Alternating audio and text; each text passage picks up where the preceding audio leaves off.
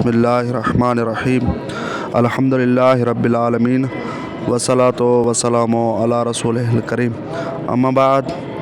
अमीरुल मोमिनीन अलैहिस्सलातु वस्सलाम पंहिंजे कलिमात क़िसार में फ़रमाइनि था बेहतरीन नसीहतूं अल मुसालिमतु ख़ब्उल उयूब।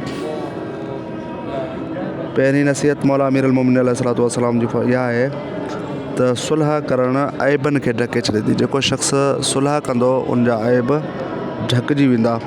ऐं इन ई कलमे में मौला अमीरुल मोमिनीन अलैहिस्सलातु वस्सलाम ॿी नसीहत फ़रमाइनि था मन रज़िया अन नफ़्सिही कसुर साख़ितु अलैहि।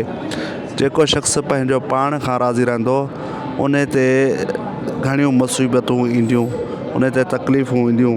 लिहाज़ा अमीरुल मोमिनीन अलैहिस्सलातु वस्सलाम फ़रमाइनि था त पंहिंजे नफ़्स खां राज़ी न रहो, बल्कि तव्हांखे अगरि राज़ी रहणो आहे त ख़ुदा जी रज़ा खां राज़ी रहो। टी नसीहत मौला अमीरुल मोमिनीन अलैहिस्सलातु वस्सलाम फ़रमाइनि था व सदक़तु दवाउन मुंजिह। सदको अहिड़ी दवा आहे जेका निजात ॾियण वारी आहे। त मौला अमीरुल मोमिनीन अलैहिस्सलातु वस्सलाम फ़रमाइनि था अगरि तव्हांखे दुनिया ऐं आख़िरत में निजात खपे त सदको ॾींदा रहो। चौथी नसीहत में मौला अमीरुल मोमिनीन अलैहिस्सलातु वस्सलाम फ़रमाइनि था व आमालुल इबाद फ़ी आजिलिहिम नोसुबु आयुनिहिम फ़ी आजिलिहिम।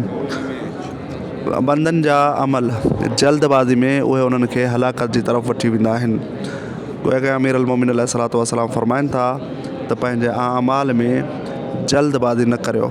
पंहिंजे आमाल में अगरि जल्दबाज़ी कंदो त उन जो अंजाम हलाकत आहे। हिते आमाल में मुराद उहे आमाल जेके यानी पंहिंजा फ़ैसिला, पंहिंजे ज़िंदगी जा फ़ैसिला, पंहिंजी ज़िंदगी जा उमूर, पंहिंजी ज़िंदगी जा मामलात। जॾहिं त ख़ुदा जी इबादत हिते मुराद न आहे। अगरि ख़ुदा जी इबादत जे बारे में अगरि ॾिठो वञे त उते ख़ुदा जो वाज़े फ़रमान आहे त वसारिउ इलल मग़फ़िरा, त तव्हां मग़फ़िरत जी तरफ़ जल्दी करियो। ख़ुदा जे अमाल में जेको आहे अमाल इबादत में जल्दी कई वञे। बाक़ी ज़िंदगी जा जेके उमूर आहिनि अगरि उन्हनि में कोई जल्दी कंदो त उनजो अंजाम हलाकत आहे। अल्लाहुम्मा सल्लि अला मुहम्मद व आलि मुहम्मद।